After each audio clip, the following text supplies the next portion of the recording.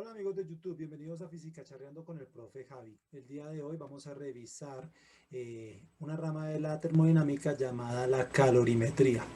Recordemos que el proceso de nuestro canal trata de hacer una explicación en primera medida de lo que es el tema y en un segundo video ya revisar toda la parte de la aplicación que he escogido para esta situación.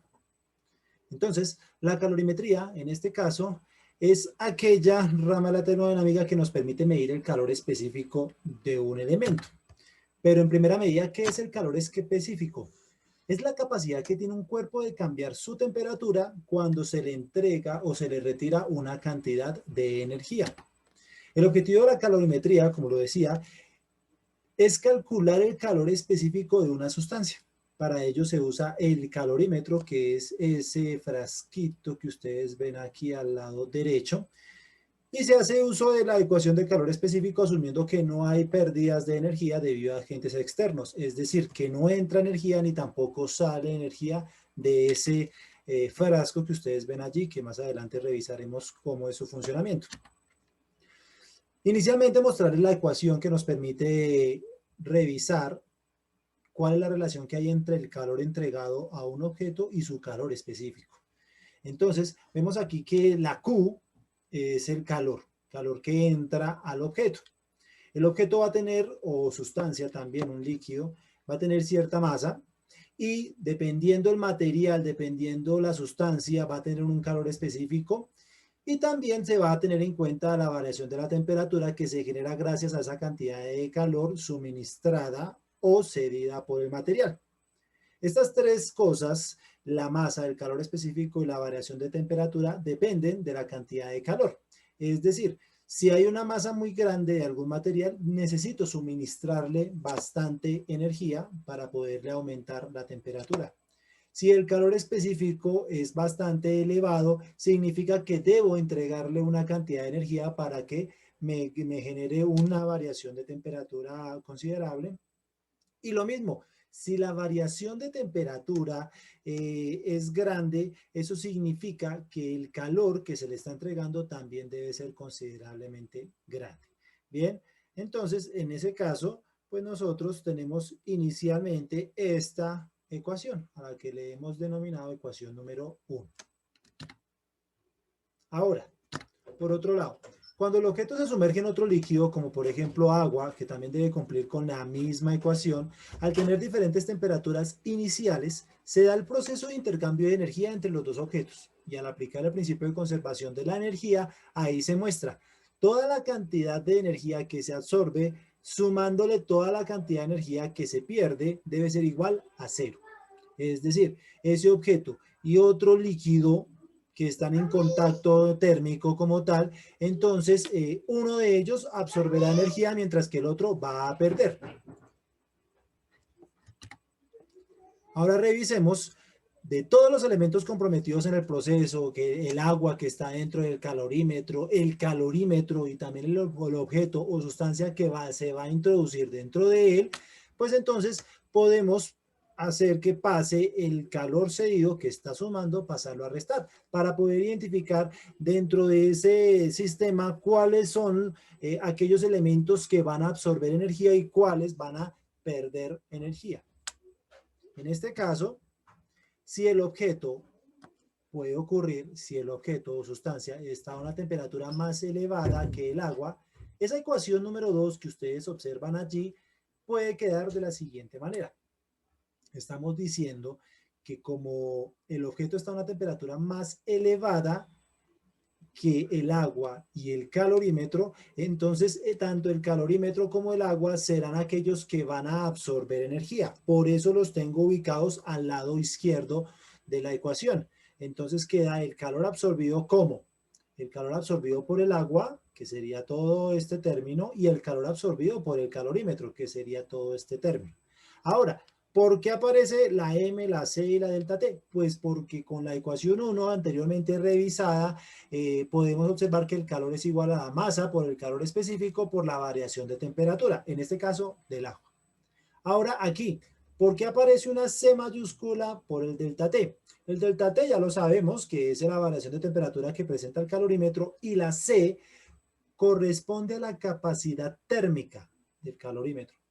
Claramente el calorímetro no le conocemos como tal el calor específico ni sabemos la masa del calorímetro porque es el frasco que contiene al sistema, ¿cierto? Entonces más bien lo trabajamos como una C mayúscula.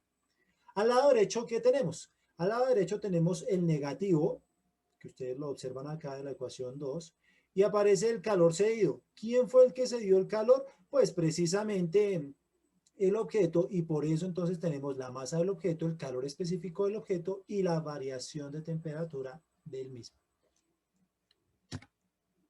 De manera que vuelvo y escribo la misma ecuación que ustedes observan aquí para ahora sí plantear lo que me interesa.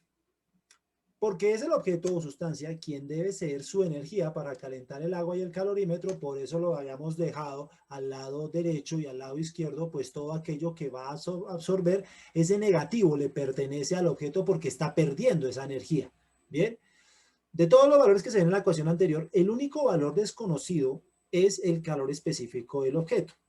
¿Por qué decimos eso? Porque ahorita que pasemos a la aplicación, o bueno, en el segundo video que voy a mostrar, donde voy a mostrar la aplicación con todos sus elementos, ahí lo único que no conocemos es el calor específico del objeto.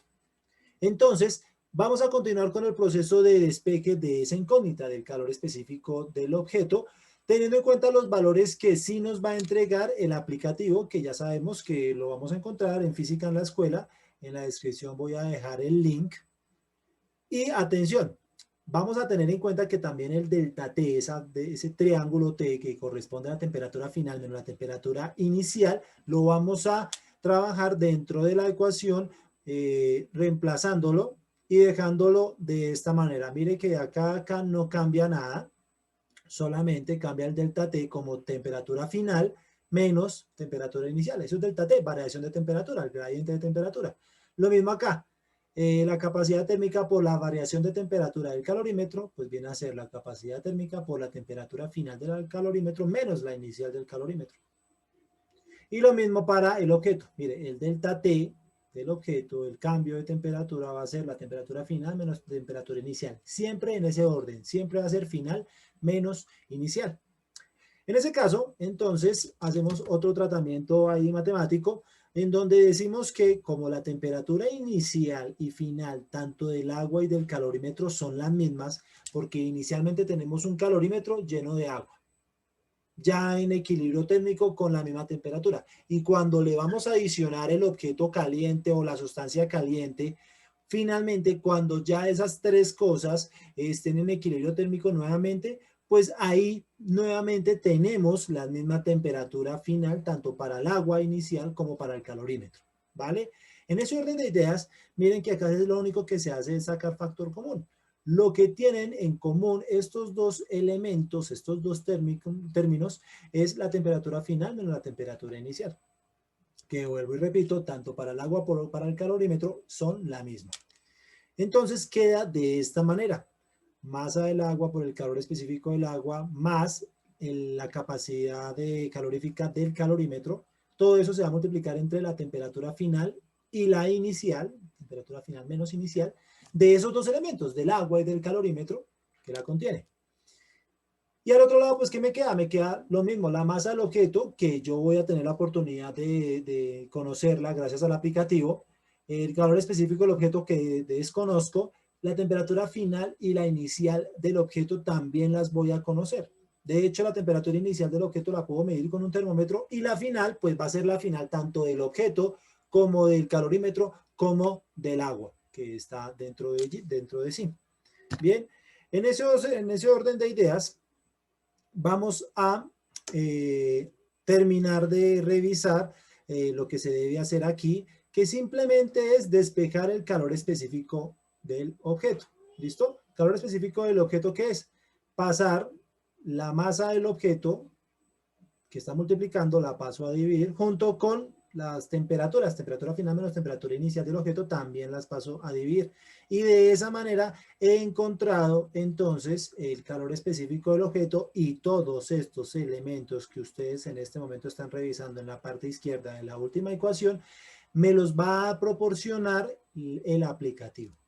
Bien, entonces, aquí que se demuestra la misma ecuación en esta nueva diapositiva, no le he hecho ningún cambio ni nada de eso, solamente que ese negativo acá en la parte de abajo no me gusta tanto, entonces lo que hago es operarlo. Más bien, quito ese negativo para multiplicarlo acá dentro de estas dos, ¿listo? Este negativo por la temperatura final, pues va a quedar menos de temperatura final, que es la que aparece acá, y el negativo de la temperatura inicial, que es negativo, entonces menos por menos, más. Entonces de ahí, digamos, omito ese negativo que no es muy bien visto que quede en el denominador de una expresión, ¿listo? Entonces, al llegar al equilibrio térmico, la temperatura final del objeto y del agua es la misma y también la del calorímetro, y eso hace pues precisamente que ya tengamos una situación así como ustedes, como la que ustedes están observando. La dejo despejada, nuevamente devuelvo este elemento para acá. Ustedes dirán, bueno, pero ¿para qué lo pasó y lo pasó para este lado? ¿Sí? Es para que nosotros revisemos que la división como tal en la expresión número 3 nos va a servir para el siguiente video en la parte pues, de la explicación del aplicativo. En ese orden de ideas, entonces, tenemos toda esta expresión, de donde toda esta expresión lo que se supone que no conocemos es el calor específico del objeto, porque hay otro dato que no conocemos, pero será lo primero que hagamos, que será encontrar la capacidad calorífica o la capacidad térmica del calorímetro. Recuerden muy bien esta imagen que acaba de aparecer. Estas dos cosas que voy a resaltar acá, estas dos cosas, ay, perdón. Estas dos, ay, perdón. Listo, ahora sí. Estas dos cosas que voy a resaltar acá con un chulito y un chulito, recordémoslas para el siguiente video. Miremos que la masa del agua es lo que nosotros vamos a conocer como masa 1. Calor específico del agua es este que está acá. El calorímetro, pues en este momento no aparece el calor específico del calorímetro, que debe aparecer como una suma aquí. Temperatura final del sistema va a ser esta T. Temperatura inicial del sistema, o del agua en este caso, va a ser la T1. La masa del objeto es lo que nosotros conoceremos como la masa 2.